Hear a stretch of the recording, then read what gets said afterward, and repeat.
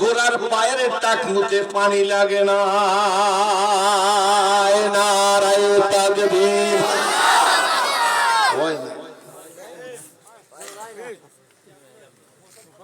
গলার মধ্যে খাকর মারেন, ঠান্ডা তো একটু জোরকে মারেন, আর একবার মারেন। এবার বুঝলে নারায়ে তাকবীর। 90% আর 10 লাগে, হলে আমার আওয়াজ শুরু হয়ে যাবে। নারায়ে তাকবীর। আল কোরআনের আলো। স্লোগান পরিবর্তন করতে হবে। ঘরের মধ্যে জ্বালাইছেন, সংসদে ইউনিয়ন পরিষদে জ্বালান নাই, এই জন্য একসাথে 300 কতজন এমপি বাংলাদেশের এমপি কয়জন?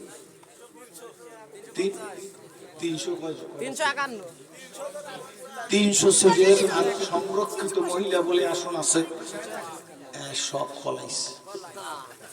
একটা দেশ এত কলঙ্কিত হয় না কোনোদিন, কি বলেন ঠিক নেই? ঠিক না? আর খারাপ মানুষ আমি বলি না, ভালো মানুষ তাও আমার বলার দরকার নাই। বন্ধু তোমার ভালোবাসার দুঃখ কথা কয় না, বন্ধু তোমার ঠিক না? ঠিক জোরে ঠিক না? ঠিক। সাহাবীরা মহাসাগর পাড়ি দিয়ে ওপার চলে গেছে, কিন্তু তাদের পায়ে, ঘোড়ার পায়ে টাকনুতে পানি লাগে না। আমরা সেই মুসলমান। আমরা কতটুকু বুঝেছি না বুঝেছি জানি না, কিন্তু কবি নজরুল তার কবিতায় লেখা গেছেন, নৈকমরা ভোগ বিলাসের কান্ন ছিল শাহাদাতের, ভিখারির বেশে খলিফা যাদের, ভিখারির বেশে খলিফা যাদের, শাসন করিল আজ জাহান। তারা আজ ঘুমিয়ে বিভোর, তাই বাহিরে বইছে ঝড় তুফান। ঘুমিয়ে কাজা করিলি ফজর, যখন জাগিনি তখন জোহর। হেলায় খেলায় কাটিল আসর, মাগরিবেতে শুনিয়া যান। এর সাথে জামাত হওরে হাজির, এখনো জামাতে আছে রে স্থান। বাজিছে তামামা বাজারে আমামাসের উৎস করি মুসলমান। না জামানার দাওয়াত এসেছে, ভাঙা কিল্লায় ওর নিশান। নারায়ে তাকবীর। খুশি না বেজার জোরে ভাইজান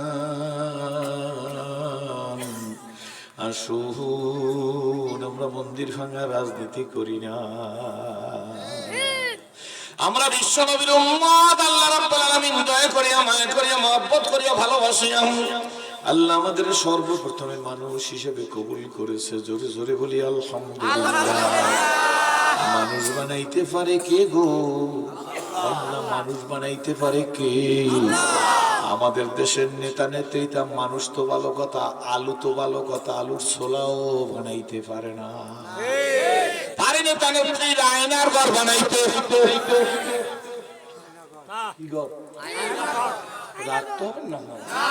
বিষয়বস্তু দেন নাই।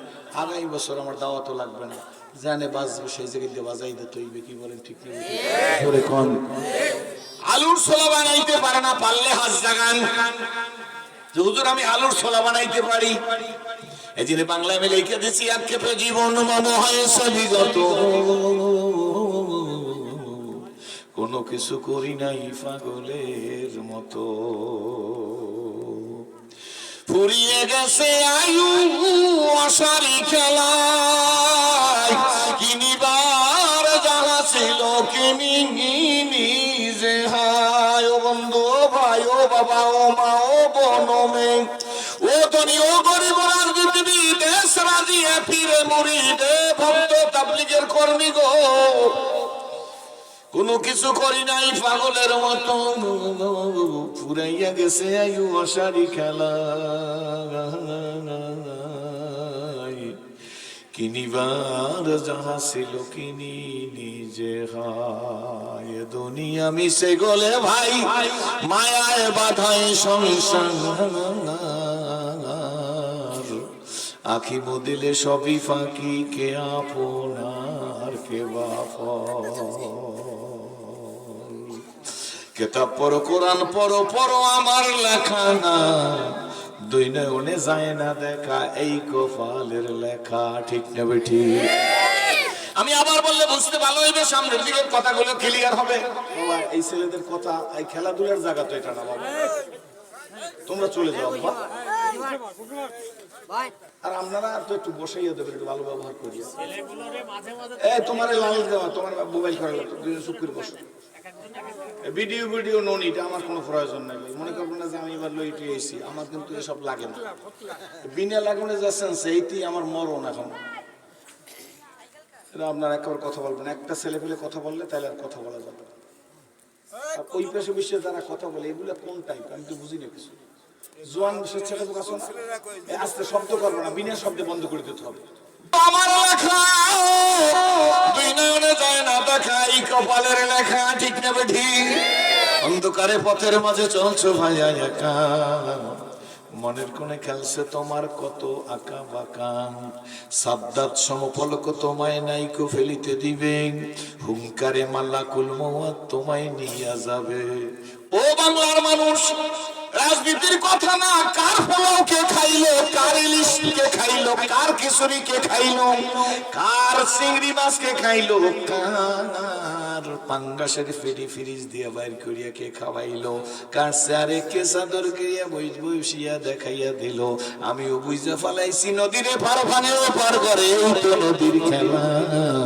সকালবেলার বাসারে তুই ফকিরি সন্ধ্যা বেলা, বলো সকালবেলার বাসারে তুই ফকিরি সন্ধ্যা বেলা। নদীরে পার ভাঙে ওপার ঘরে এই তো নদীর খেলা। সকালবেলার বাসারে তুই ফকিরি সন্ধ্যা বেলা। গাহকে দ্বারা মুলকে বকশি, গাহকে দ্বারা মুলকে বকশি, গা সাহারা চৌগাদার আজবরাইনি মে নামে দরবাদর হায়রা কুনি, আজবরাইনি মে নামে দরবাদর হায়রা কুনি। বাংলা লেখা দিছি আক্ষেপা জীবন মামা হয়েছে বিগত, কোনো কিছু করি নাই পাগলের মতো। ফুরিয়ে গেছে আয়ু আশারি খেলায়, কিনিবার যাহা ছিল কিনি নিজে হায়। মানুষ মৃত্যুর সময় বলবে কোন সময়, জোরে কন্যা শেখ পাড়ার হযরত মাওলানা মাসুম বিল্লাহ সাহেব বলে গেছিল, অল্প সময়ের মধ্যে আয়াত পড়ছিল, মরা লাগবে না লাগবে না। কে বলছে? আমি তো বলি মরা লাগবে না, মরা লাগবেই লাগবে। লাগবে না লাগবেই লাগবে, জোরে কোন লাগবে না লাগবে। যখন মানুষ বলবে ও ধনী ও গরিব ও কোটিপতি ও অন্য ধর্মাবলম্বী বাবা শুনবো, গরুর গোশত খাওয়ার জন্য ইসলাম কবুল করি নাই, কোন খয়রাতি মুসাফির ডাস্টবিনের সন্তান সিরাজুল ইসলাম না। আমার বাড়িতে গেছে এমন মানুষ এখানে অনেক আছে, জন্ম হয়েছি কোটিপতির ঘরে গো, কিন্তু সব ছিল, একটা জিনিস ছিল না, আমি আমার মালিককে চিনতাম না। আমার উপর রাগ করবেন না। একটা ছাগল শক্তিশালী না, একটা বাঘ শক্তিশালী। জোরে কোন, একটা ভালো গরু শক্তিশালী না, একটা সিংহ শক্তিশালী। জোরে কোন। কিন্তু বাবাজি আমি জিজ্ঞেস করি, বাঘটা এই ছাগলটা যেমন মাঠের মধ্যে শান্তি প্রিয় ভাবে ঘাস খায়, আমার দিকে তাকাইয়ে শুনবেন, গরুটা যেমন মাঠের মধ্যে শান্তি প্রিয় ভাবে ঘোরে মানুষের মধ্যে থাকে, আম গাছটার গোড়ায়, জাম গাছটার গোড়ায়, লিচু গাছটার গোড়ায় যায়, চাতাল ঘরে যায়, খড়ি খায়, ভুসি খায়, খোলা চলে, গলায় দড়িও থাকে, থাকেও না। ছাগলটা চলে, কোনো সমস্যা নাই। বাঘ এত শক্তিশালী, সিংহ এত শক্তিশালী হইয়া সমাজের মধ্যে ঘুরতে পারে না কেন? জঙ্গলে পলাইয়া থাকে কেন?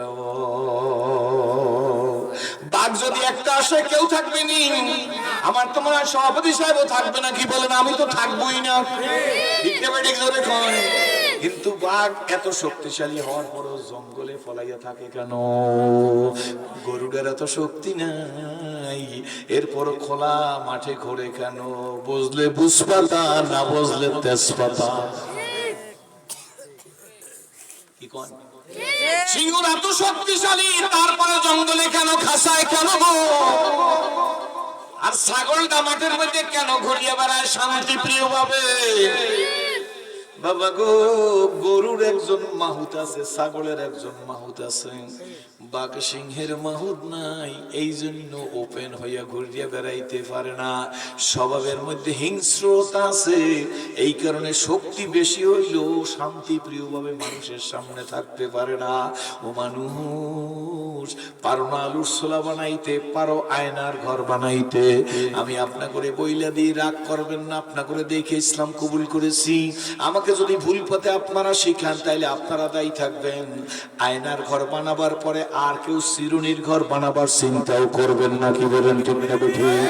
যে জাতি আয়নার ঘরকে চুরমার করে দিতে পারে, খোদার কসম করে বলি, সেই জাতি চিরুনির ঘরকে গুড়া গুড়া করিয়ে দিতে পারবে, কি বলেন ঠিক না বেঠিক? বাংলাদেশের নিয়ম হয়ে গেছে, একদল ক্ষমতায় থাকলে আর একদল ফলায়, সেই দল আসলে আর একদল ফলায়। আমি দেখছি ভাইজান, অন্য হইলে আপনার জুতা আমার গাল, কোনো সমস্যা নাই, কিন্তু বাবা গো, ইসলাম তো পলাপলি খেলার জায়গা না। ইসলাম তো একটা শান্তির সাথী। এখানে কোন দল গেলে কোন দলের পলান লাগবে না। ইসলামের সাথী তলে মোস্ট ওয়েলকাম, কি বলেন ঠিক নেবে? রহমতের রাসূল ডাক দিয়ে আমারে উসমান ইবনে তালহা আমারে আসেনি। ওই দিন আমি নবীর চাবি দিছিলেন, কাবা ঘরে উঠতেন, আজ নাও বেকসুর খালাস। আমি নবী নিজের ব্যাপারে কারো প্রতিশোধ নেই না। মুহাম্মদুর রাসূলুল্লাহ সাল্লাল্লাহু আলাইহি ওয়াসাল্লাম was not mere prophet and simply religious leader, but also a provident politician and first president of the Islamic Republic of Medina. চিৎকার করে বলেন নারায়ে তাকবীর। কিন্তু আমার কথা না, আর একজন নেপোলিয়ান নাম, মুরব্বীরা বসা আছে, ওরা আমার চাইতে বেশি জানে। নেপোলিয়ান বোনাপার্ট তার নিজের বইয়ের মধ্যে লিখে গেছে, I hope the time is not far when I shall be able to unity all the wise and educated men of the world, reason based the principle of the Quran, which alone are true and which alone can lead men to happiness. Napoleon Bonaparte অমুসলিম, তিনি লিখছে, সেদিন বেশি দূরে নয় গো, যেদিন সারা পৃথিবীর অশান্তির বেড়াজালে নিমজ্জিত লোকগুলা ডিউ টু শান্তি, শান্তির অন্বেষায় ইসলামী নীতির কাছে, মুহাম্মদুর রাসূলুল্লাহর নীতির কাছে, অর্থাৎ আল্লাহর কোরআনের কাছে আত্মসমর্পণ করতে বাধ্য হবে।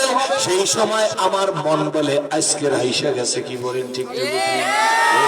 দেখতে থাকো, কোনো চিন্তা নাই ভাইজান, দুঃখ নাই। ১.৫ বছরের ছেলে ফিলিস্তিনে ১৪০টা স্প্রিন্টার পাওয়া গেছে। ১.৫ বছরের ছেলের শরীরের মধ্যে মা সন্তান নিয়ে কাঁদতেছে। মা কার সন্তান একসাথে মারা গেছে। বাবা ঈশা দুইজনকে ধরছেন, দুইজনকে ধরিয়া সন্তান আর স্ত্রীর মায়ায় চিৎকার দিয়া কাঁদতেছে। একটু পরে তার উপর আইসা গুলি পড়ছে, সেও দুনিয়ার থেকে বিদায় হয়ে গেছে। যুদ্ধ করার মতো না, দেখিও না, হিসাব করে নিছি গো। এই ১.৫ বছরের ছেলের রক্ত যেদিন দানা বেঁধে উঠবে, আমি আবার বলছি বন্ধু, এই ১০ বছরের ছেলের, ১.৫ বছরের ছেলের ১৪০টা স্প্রিন্টার পাওয়া গেছে শরীরের মধ্যে। এই স্প্রিন্টার যেদিন জ্বলে উঠবে গো, সেই দিন অপেক্ষায় থাকেন মানবতার মুক্তির জন্য। ইসলামের বিজয় সুনিশ্চিত, ইসলামের বিজয়ের জন্য উম্মতের ঐক্য অপরিহার্য। যদি টুপির ভেদাভেদ, দলের ভেদাভেদ, জিকিরের ভেদাভেদ, পীর মুরিদের ভেদাভেদ, বিভিন্ন সাত গ্রুপ, জুমায়াত গ্রুপ, এই দ্বন্দ্ব আর বিদ্বন্দ্ব, এটা যদি না কইরা মুড়ির মোয়ার মতো মিলতে পারতাম, আমি সিরাজির মানে হয় আল্লাহর কসম, সেদিন বেশি দূরে নয় ২১ আধিপত্য মুসলমানদের হাতে আইসা যাইতো, কি বলেন ঠিক না বেঠিক? কিন্তু আমাদের চরিত্র হইছে ওই দলের লাথি খাইয়া সেই দলের কাছে, সেই দলের লাথি খাইয়া ওই দলের কাছে। কোন দলের লাথি খাইতে হবে না, কোন দলের লাথি খাওয়ার জন্য ইসলাম কবুল করি নাই, কি বলেন ঠিক না বেঠিক? ও অন্য ধর্মাবলম্বী ভাইয়েরা, যদি এই কথায় কারো যদি বিষের মতো লাগে, বাবা গো, শিক্ষিত সুধী সমাজ, ১৩ খাতার মানুষ, তুমি তোমার মোবাইলটা নিয়ে ওই পর্দার ওই পাশে চলিয়া যাও। তারপরে গিয়ে তোমার মোবাইলে একটা সার্চ দাও, গুগলে সার্চ দাও। গুগলের কাছে এবার জিজ্ঞেস করো, এই পৃথিবীতে আসমানের নিচে জমিনের উপরে সব চাইতে সুন্দর মানুষটার নাম কি?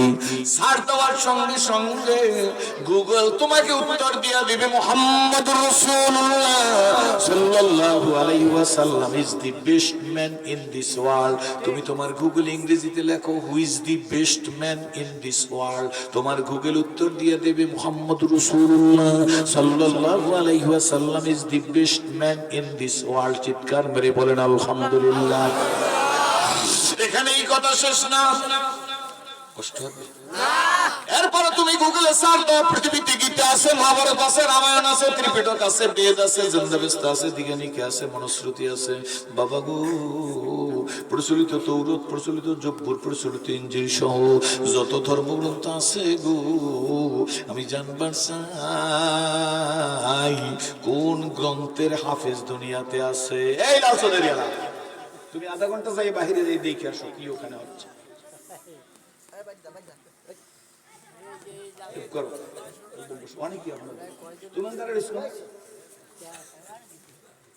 এখানে বসো, আপনি বসেন না, কারণ ভলান্টিয়ার নো নিড, আমার কোনো ভলান্টিয়ার লাগবে না, ইনশাল্লাহ আমি একাই ভলান্টিয়ার। পারবেন না? জোরে কোন। তুমি লেখো গীতা, মহাভারত, রামায়ণ, ত্রিপিটক, বেদ, উপবেদ, জন্দাবেস্তা, দিগানিকা, মনুস্মৃতি, প্রচলিত তৌরাত, প্রচলিত জব্বুর, প্রচলিত ইনজিল, যত ধর্মগ্রন্থ আছে গো, আমি গুগলের কাছে জানতে চাই কোন গ্রন্থের হাফেজ আছে। গুগল তোমাকে উত্তর দিয়ে দেবে, কোনো ব্যক্তি বলে নাই, কোনো ব্যক্তির বলা লাগবে না, গুগল তোমাকে উত্তর দিয়ে দিবে। আল্লাহর কোরআন শরীফ ব্যতিরেকে কোনো ধর্মগ্রন্থের হাফেজ না। This is the truth, এটাই সত্য। কি বলেন ঠিক না ঠিক? কেন কেন কেন? ইন্না নাহনু নাযালনা যিকরা ওয়া ইন্না লাহু লাহাফিজুন। কার কথা? কার কথা? এই কোরআন আমি নাযিল করছি। জোরে বলেন আলহামদুলিল্লাহ। রাগ করবেন না। বাবা মুসলমান, দাদা মুসলমান, আপনিও মুসলমান, এই জন্য আপনার কাছে দরদ নাই, এটা তো হওয়া ঠিক না বেঠি। বাই চান্সের মুসলমানের দাম নাই, বা বাই ফোর্সের মুসলমানের কোনো দাম নাই। ইসলাম বাই ফোর্স না, ইসলাম বাই চান্স না, ইসলাম বাই চয়েস। জোরে বলেন আলহামদুলিল্লাহ।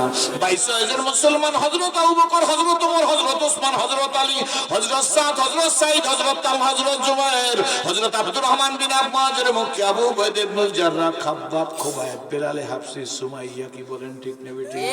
তার জীবনী পড়িয়া দেখো কত নির্মম নির্যাতন, নিপীড়ন, কিন্তু ইসলাম ভোলে না।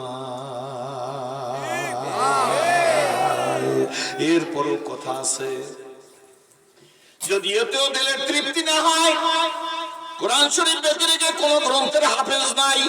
যদি এই মজলিসের মধ্যে থাকেন, দূরে থাকেন, হুজুর আমি 10 পৃষ্ঠার একটা বই হাফেজ আছি, আমি আর জীবনে মাইকে কথা বলবো না, সম্ভব না।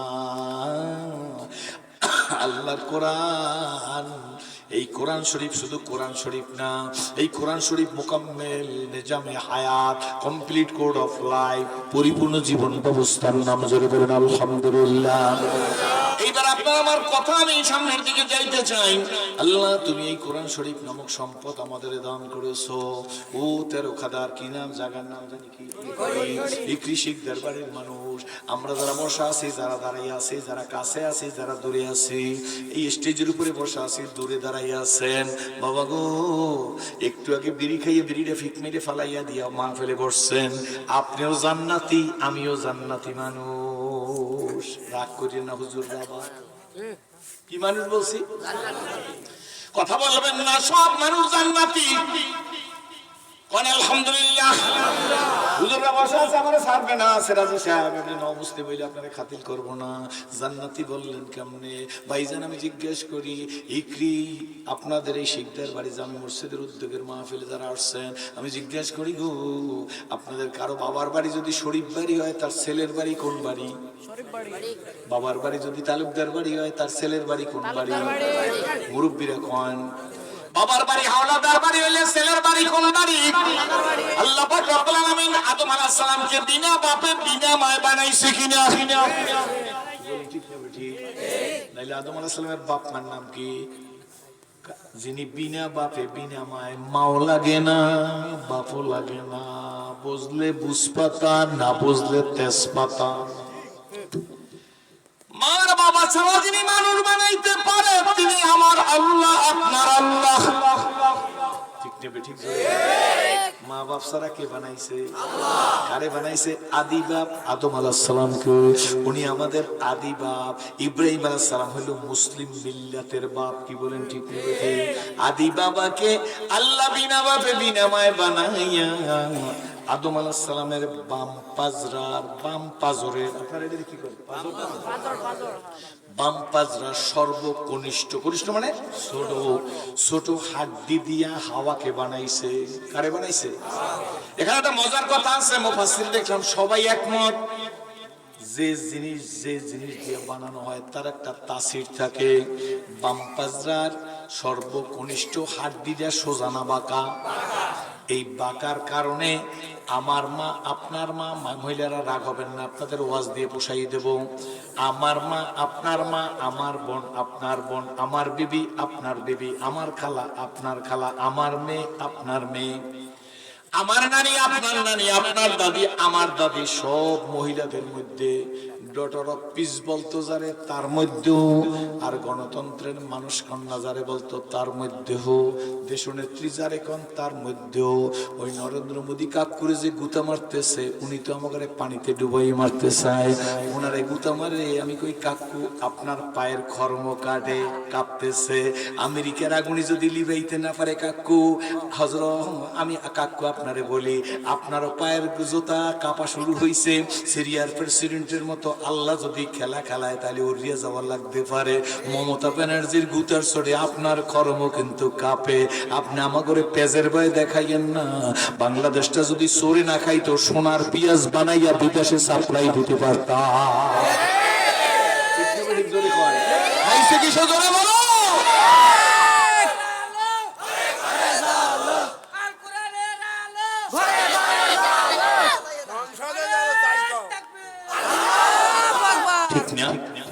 আমি কি অযৌক্তিক বলছি? যদি দেশটা চোরে না খাইতো, একটা জেলার ছাত্র সংগঠনের সভাপতি সেক্রেটারি 2000 কোটি টাকা বিদেশে পাচার করছে।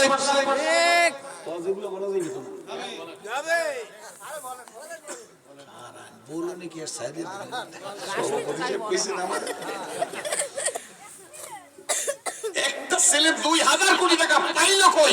তদানীন্তন সময় প্রাইম মিনিস্টার যদি তাকে ডাইকে জিজ্ঞেস করে ওই 2000 কোটি টাকা রিকভারি করি আনতো, তাইলে আজকের পালান লাগতো না। ঠিক না? ঠিক জোরে কর। শোনেন, স্পষ্ট বিগত সরকারের কোনো অর্জন নাই তা কিন্তু না, অনেক অর্জন আছে। কারো বাবার টাকাতে পদ্মা সেতু বানায় নাই। তারপরে এই জায়গায় কি ব্রিজ জানি আইলাম না, আরেকটা ব্রিজ আছে রূপসা গেছে কবে এর সাথে সব অর্জন আছে। কিন্তু শোনেন, বিগত সরকারের অর্জন অনেক আছে, আর বাবার টাকা দিয়ে বানায় না। সব অর্জন জাতি বর্জন করছে জুলুমে। কিসের কারণে? 2 হাত জায়গায় বলতে হবে কিসের কারণে। যারা হাত জায়গায় না কিসের কারণে? অর্জন আছে কিন্তু বর্জন করছে কিসের কারণে? ওই যাদেরকে বর্জন করছে, এখন যারা আমরা আসার সম্ভাবনা আছি, আমিও রাজনীতি করি, সভাপতি রাজনীতি করে বা করে না, এই আমরা যারা চিন্তা করতেছি আসবো, আইসে গেছি হয়ে গেছে, হয়ে যাইবে, যাইতেছি অন্ধা হয়ে, সবার শিক্ষা নেওয়া উচিত যে জাতি অর্জনকে জুলুমের কারণে গোটা বর্জন করতে পারে, সে জাতি আমাকেও বর্জন করতে পারে। আমি নারায়ণ তাকবীর স্লোগান দিয়ে যে আল্লাহ আমাকে স্টেজ উঠাইতে পারে, ওই আল্লাহ আমাকে জোতার মালা গলায় দিয়ে স্টেজ থেকে নামাই নিয়ে যাইতে। আর মিয়া কুষ্টিয়ার এক এসপি বলছে আমার জেলায় কোন মৌলবী ওয়াজ করতে পারবে না। শোনেন না আসতে পারছেন জুয়াইনারা শোনে না, ওরা শুনবি, ওরা তো মমতাজের গান শোনে, পেপার তো পড়ে না। জাতির কপালে লাগাইছি আগুন, জাতির কপালে লাগাইছি আগুন, এই আগুন বুঝি নিবে না, মোদের কপালে সুরস হইবে না। বলো জাতির কপালে লাগাইছি আগুন, জোরে বলতে হবে, জাতির কপালে লাগাইছি আগুন, এই আগুন বুঝি নিবে না, মোদের কপালে সুরস হইবে না। আশ্চর্য! এসপি মানে সুপারিনটেন্ডেন্ট না, পুলিশ না, এসপি। সে বলে আমার জেলায় কোনো মৌলবী ওয়াজ করতে পারে। এই জেলা তোমার বাবার। এই এসপি আমরা খুঁজি, একটু চা নাস্তা খাওয়াবো, তাই না? কথা কয় না, কি খাওয়াবো? জোরে কর গোয়াঙ্গারা কথা কও আস্তে আকার চাইতে দিছে মিয়া সাহেব বিচারপতি ব্যারিস্টার মানিক 116 জন নির্দেশে তদানীন্তন প্রাইম মিনিস্টার কাছে 116 জনের মধ্যে আমার নাম আছে কইতে দেখেন আমি যদি ভয় পাই নাই খুশি কারণ এ মুসলিম নেভার ব্রেক ইজ ওয়ার একজন মুসলমান তার ওয়াদার খেলাফ করে না আমার নবী গিরিসংকটে শিহাবে আবু তালেবে জেল খাটছে বন্ধু ছিল না বন্ধু ছিল না হাতি গোড়া গেল তল ভেড়ায় বলে কত জল বাংলাদেশের নিয়ম হইল যারা গরু চোরের ফাঁসি হয় আর মার্ডার কেসের আসামি বেকসুর খালাস রাস্তা দিয়ে বুক ফুলে হাঁটে বুঝেন নাই গরু চোরের কি ফাঁসি আর মার্ডার কেসের আসামি রাস্তা দিয়ে বুক ফুলে হাঁটে সেজন্য লেখা দিচ্ছি চলিত চারণ হইল বস কমিল বাহুর বল অতীত জীবন কাহিনী স্মরণে নয়নে ঝরিছে জল যার তো মগ্ন হইল রসনা বাপ নাই সরে মুখে সকল সাহস কমিল আমার ভীতি ভরা শুধু বুকে কে আসো কোথায় হেরিয়ে হেতায় আজিকের মামসের দিন জীবন প্রদীপ নিভু নিভু প্রায় হইয়া এসেছে ক্ষীণ এতে মনে কত না শক্তি কত না সাহস ছিল কার ইঙ্গিতে সহসা সকলে শূন্য মিলিয়া গেল উঠি বসি হাঁটি করে ছুটাছুটি চলিয়াছে দিবানিশি সে দেহ আজি মাটির সঙ্গে যাইতেছে যেন মিশি মৌলবী ওয়াজ করতে পারবে না কেন মৌলবী তোমার বাপেরে তোমার দাদারে তোমার দাদার বাবারে মৌলবীরাই রাজনীতি শিখাইছে কারণ মুহাম্মদুর রাসূলুল্লাহ সাল্লাল্লাহু আলাইহি ওয়াসাল্লাম ইসলামী রিপাবলিক অফ মদিনার প্রথম প্রেসিডেন্ট আজীবন রাগ হইবেন না খালি মসজিদের মধ্যে বসে ওয়াজ করেন লাডি একখান পড়ে গেলে উঠাই দিলে 80 বছরের সওয়াব হইবে অন্যায়ের প্রতিবাদ করলে কত হাজার বছরের সওয়াব হইবে ওয়াজ করেন না কেন সভাপতি সাহেবের বলি হুজুর যদি কোনো আমার কথা আপত্তি হয় আমার পরে সংশোধন করে দেবেন ওই পেশে বসে লাঠি উঠালে সুদা করে দিলে 80 বছরের সওয়াব অন্যায়ের রশিকের টান মাঝে সিদ্ধা ফলাই দিলে কত বছরের সওয়াব ওই ওয়াজ করার লাগবে জোরে বলো লাগবে ও বুঝতে পারছি 22 মাসের মতো ওয়াজ করে গেলে খুব খুশি হবেন না দাওয়াতটা ডাইরেক্টে লিখে নিয়ে যাওয়া যাবে 22 মাসের মতো ওয়াজ আমি শিখছি কিন্তু করব না কেন করব না আম্মান খাফা মাকাম রাব্বিহি ওয়া নাহান নাফসা আনিল হাওয়া ফাইনাল জান্নাতা হিয়াল মা'ওয়া আমি কি 40 বছর বয়সে 22 মাসের মতো ওয়াজ করতে পারি না 2 ঘন্টা ওয়াজ হয় একটা একামত দিনের কথা হয় না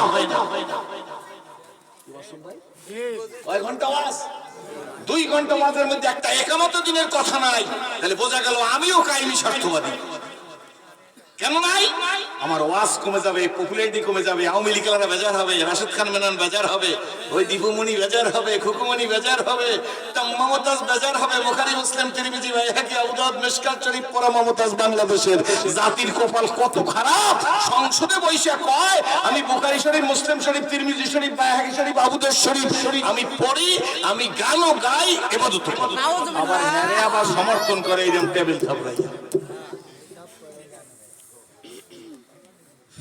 বুঝেন না মনে বুঝেন না যে দেশের সংসদে আমি ওই যে শূন্য চিন্তা করছি আমি 16 লক্ষ টাকার ওয়াজ পাইছি আমার একজন হুজুর কি 16 লক্ষ টাকার ওয়াজ পাইলেন বলে মমতাজ কইছে নামটা কই ফেলাই মমতাজ কইছে যে আমরা নাচিও গানও গাই ইবাদত করি এই কথাটার মানে হইল গু খাই ঘিও খাইও কয় যে নাচিও গানও গাই ইবাদত করি হ্যাঁ কথাটার স্টাইল হইল গু খাই ঘিও খাই গু খায় কুত্তায় শক্তি হয় কুত্তার ঘি খায় মানুষের শক্তি হয় মানুষের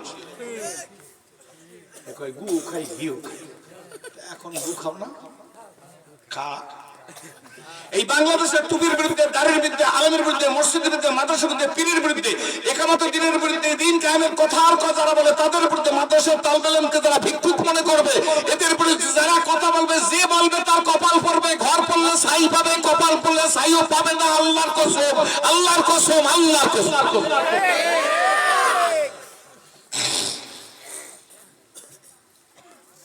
বললে দেখে আমার টাকায় বেতন খাইয়া হ্যাঁ এসপির বেতন দেখে না বাপে কথা না কথা একজন টিওনোর 10 জন আনসার গার্ড দেখ তার পিএসটিএস বাদে 10 জন আনসার 4 লক্ষ টাকা আনসারের বেতন দেওয়া লাগে একজন টিউনের নিরাপত্তার জন্য। সেই টিউন আমার উপর জুলুম করবে আমার ভাত খাইয়া, একটা নারায় তাকবীর বলবো আগুন জ্বলবে বাংলায় যদি ফের জুলুম করা হয়, নির্যাতন করা হয়। 2 হাত জায়গায় বলো, 2 হাত জায়গায় বলো, 2 হাত জায়গায় বলো। যুবকরা বাপরা আমি জানতেছে মুরব্বীরা বসে থাকো, কোন কোন যুবক আমি সিরাজের সাথে বলতে পারো যদি প্রয়োজন হয় জীবন দিয়ে ইসলামের পক্ষে থাকবো, তারা দাঁড়িয়ে দেখাও, দাঁড়িয়ে দেখাও, দাঁড়িয়ে দেখাও।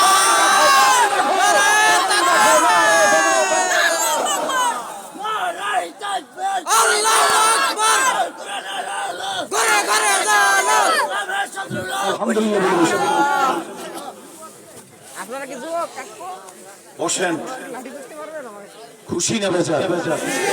ইমান স্পিরিট কাকে বলে? ওই বুড়ারা পাগড়ি বান্ধা দাঁড়াই গেছে, আমি তো দাঁড়াইতে বলি না, হ্যাঁ বসতে বলছি। খুশি না বেজা? রাখতে হবেন না, আপনাদের দেখি ইসলাম কবুল করছে। বন্ধু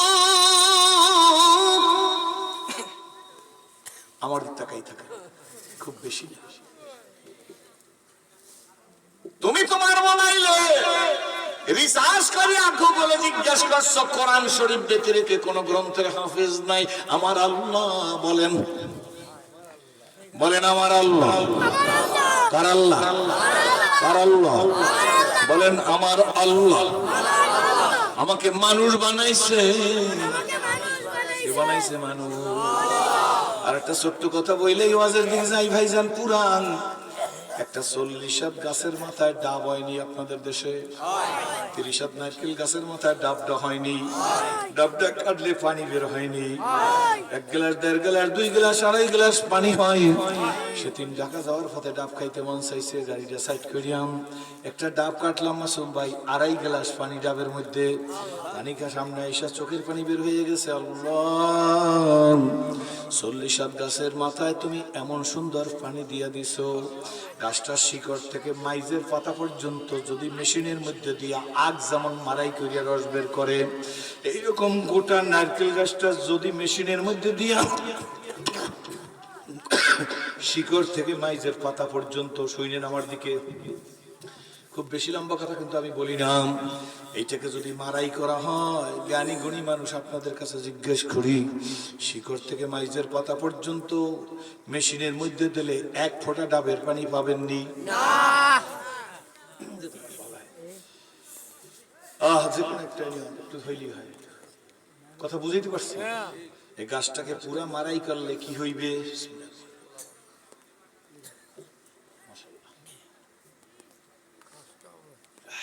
গাছটার মধ্যে 1 ফোঁটা পানি বের হবে নি।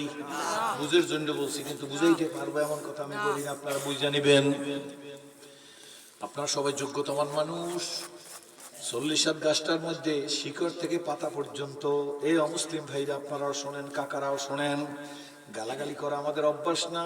ইসলাম তো নবীজির কাছ থেকে যেটা শিখছি সেইটার নাম ইসলাম। কি বলেন, ঠিক না বেঠিক? সত্য না মিথ্যা জোরে বলেন। এই গাছের মধ্যে একটু পানি পাইবেন নি ডাবের? গোটা গাছের মধ্যে পানি নাই। ডাবের মধ্যে কে পানি ঢুকাইলো? তাও তো 1টা 2টা 40টা 100 150 ডাব। এই ডাব খাইলে আমার আল্লাহ কি বলতে পারে না?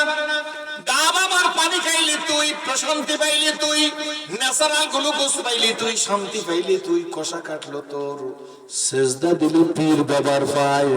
তাহলে তোর মতো লাকানুদ নেমো খারাপ অকৃতজ্ঞ আমার আসমানের নিচে জমিনের উপরে আর না। 1 কেজি দুধের দাম কত আপনাদের দেশে? 60 টাকা 70 টাকা। তাহলে তো অনেক দুধের দাম কম। কি বলেন, ঠিক নেবে ঠিক? 1 কেজি দুধের দাম 60 টাকা বা 70 টাকা, 80 টাকা, 100 টাকাই বলেন। এই দুধ যদি আপনারা জাল দেন, দুধের উপরে সর পড়েনি? দুধের স্বাদ এক ধরনের, সরের স্বাদ আর একটু ভালো কিনা? 2টার 2 স্বাদ কিনা? 2 স্বাদ বোঝার জন্য জিহ্বা কি একটা না 2টা? একটা জিব্বা দিয়ে তোরে দুধ খাওয়াইলাম একসাথে, সর খাইলাম আর একসাথে, এই দুধ দিয়ে দধি পাতলে তার কেজি হয় 300 টাকা, দধি খাইলি আর একসাথে 100 টাকা বা 60 টাকা কেজি দুধের মধ্যে 800 টাকা কেজির ছানা পাওয়া যায়। এই ছানা খাইলে আর একসাথে 100 টাকা কেজির দুধের মধ্যে 1200 টাকা কেজির মাখন পাওয়া যায়। মাখন খাইলে আর একসাথে, মাখনকে জাল দিলে ঘি হয় 2000 টাকা কেজির। দুধ একসাথ, সর একসাথ, দধি একসাথ, ছানা একসাথ, মাখন একসাথ, ঘি একসাথ খাওয়াইলাম আমি। একবারও আল্লাহ আল্লাহ বললি না, খালি আপা আপা ভাই ভাই ভাবি ভাবি বললি। কি বলেন ঠিক নেবে ঠিক? তুই চিন্তা করিয়া দেখ তুই কি মানুষ। এরপরও কথা আছে, যদি এত জীবনের পরিবর্তনের চিন্তা না করেন তাহলে আপনি একটু চিন্তা করেন, আমার চোখে দোষ, আমার রক্তে দোষ। কি বলেন ঠিক না ঠিক? আমার আত্মা খারাপ, এই কারণে মনে আমার ভালো লাগে না। রহমতের নবী বসা, বিশ্ব নবী বসা, একটা লোক নবীজির দিকে আসতেছে। লোকটার ভাবমূর্তি ভালো না, অ্যাক্টিভিটিস ভালো না, মুখের মধ্যে বিলকুল কোনো হাসি নাই। নবী লোকটার দিকে তাকাই আছেন, কাছাকাছি আইসে গেছে, নবীজির কাছাকাছি আইসে গেছে, আল্লাহ নবীর দিকেই তাকাই আছে। আল্লাহ নবী ডাক দিয়ে বলে, দেখো কি কি দেখতেছো? লোকটা নবীজির তাই দিকে তাকাই বলে, আঙ্গুল দিয়ে ইশারা করে বলে, মুহাম্মদ। সকলে বলুন সাল্লাল্লাহু আলাইহি ওয়াসাল্লাম। ওই লোকটা মুসলমান না, ডাক দিয়ে বলে, মুহাম্মদ তুমি বড় কালো। এই ঘটনা আমি ইসলাম কবুল করার আগে পড়েছি। আমি যখন পড়েছি তখন চিন্তা করলাম আমি সামাইলের বাংলাটাও ইসলাম কবুল করার আগে পড়ছি, পরে আর বিড়ে পড়ছি। সামাইলে তিরমিজির বাংলাও পড়ছি। আমি চিন্তা করলাম নবী তো কালো না, বরঞ্চ সামাইলে তিরমিজির মধ্যে আছে গো, নবী যদি মুস্কি হাসি দিত পূর্ণিমার চাঁদ নবীজির চেহারার সামনে হার মাইনা যাইতো। ওই নবীরে লোকটা বলে, মুহাম্মদ তুমি বড় কালো। নবীর প্রতিক্রিয়া কি দেখে লই। আল্লাহ নবী তার দিকে তাকায়া গালাগালি করে না, মন্দ বলে না, কারণ নবী নিজের ব্যাপারে কোনোদিন কোনো প্রতিশোধ নেয় নাই। আল্লাহ নবী ডাক দিয়ে বলে, তুমি ঠিকই বলছো, তুমি চলে যাও, সত্য বলছো, তুমি চলে যাও। আমার মাথা আরো খারাপ হয়ে গেছে, কেন কেন আমি ইসলাম কবুল করি নাই, কিন্তু ইসলাম সম্পর্কে কিছু বুঝেছি। আল্লাহ নবী বলে, সত্য বলছো, ঠিক বলছো, কারণ কি? 20 বছর ওয়াজ করার পরে কারো কাছে জিজ্ঞেস করি নাই, লেখাপড়া করার পরে আমি বুঝছি। আল্লাহ নবী মনে এই কারণে বলছে, হ্যাঁ তুমি ঠিক বলছো, কারণ তোর আত্মা অপবিত্র, তোর রক্ত অপবিত্র, তোর চক্ষু অপবিত্র, অপবিত্র আত্মা দিয়ে, অপবিত্র চক্ষু দিয়ে, অপবিত্র রক্ত দিয়ে আমি নবী মুহাম্মদুর রাসূলুল্লাহকে সুন্দর দেখা সম্ভব না। অপবিত্র আত্মা দিয়ে, অপবিত্র রক্ত দিয়ে, অপবিত্র চক্ষু দিয়া আলেমের চেহারা সুন্দর দেখা সম্ভব না। অপবিত্র রক্ত, অপবিত্র চক্ষু, অপবিত্র অন্তর দিয়া কোন পীর বুজুর্গ, ইসলামী আন্দোলনের কর্মী, কোন একামতের দিন প্রতিষ্ঠার কথা যারা বলে তাদেরকে সুন্দর দেখা সম্ভব না। মাদ্রাসার তালবে ইলমদের সুন্দর দেখা সম্ভব না। অপবিত্র চক্ষু, অপবিত্র রক্ত, অপবিত্র আত্মা দিয়া মাদ্রাসা মসজিদ সুন্দর দেখা সম্ভব না। কি বলেন ঠিক না ঠিক? আল্লাহর নবী তাই একবারে বলে দিয়েছে, তুমি যাও, তুমি যেরম মানুষ সেই রকম কথা কও। কি বলেন ঠিক না ঠিক? কিন্তু না না না, রহমতের রাসূল বসা। একটু পরে আর একজন লোক আসতেছে, মনোযোগ আছে তো আমার দিকে। আর একজন লোক আসতেছে, সে মুস্কি মুস্কি হাসি, মুস্কি হাসা সুন্দর, অট্ট হাসি হারাম। এখন তো আমরা ওয়াজ করি, আমার ওয়াজের মধ্যে ইউটিউবে লেখা থাকে, না হাসলে এমবি ফেরত। আমি এটা কি ওয়াজ জানি না। আমি হুজুর আপনাদের কাছ থেকে ইসলাম শিখছি, না হাসলে এমবি ফেরত। আবার ওয়াজের নিচে লেখা আছে হাসতে বাধ্য হবেনি। আবার আরেক জায়গায় লেখা আছে হাসতে হাসতে পেটের চামড়া ব্যথা হয়ে যাবে। ইসলামও ডিজিটাল বানাইছি আমরা। কি বলেন ঠিক নেবে ঠিক? দুঃখ তো আমরাই দায়ী আনছি। কি বলেন ঠিক নেবে ঠিক? এ বন্ধু, ইসলাম কবুল করার আগে তো ইসলাম বলতে চেষ্টা করছিলাম হাসার কোন ফজিলত আছে এমন কোন কিতাব আমি পাই নাই। কান্নার ফজিলত আছে। কি বলেন ঠিক নেবে ঠিক? হাসার এত ফজিলত কেন? বরঞ্চ বুজুর্গণে দিন তো কিতাবে লিখে গেছে, যেই মাহফিলে বেশি অট্টহাসি হয় ওই মাহফিলে গেলে দিল মরিয়া যায়, চোখের পানি বন্ধ হয়ে যায়। কি বলেন ঠিক নেবে ঠিক? এখন তো আমরা যে বেশি হাসাইতে পারি সেই বড় বক্তা, তার মার্কেট রমরমা। কি বলেন ঠিক নেবে ঠিক? এই জন্য বলছি, জাতির কপালে লাগাইছি আগুন, বলো জাতির কপালে লাগাইছি আগুন, এই আগুন বুঝি নিবে না, মোদের কপালে শুভ সইবে না। রহমতের রাসূল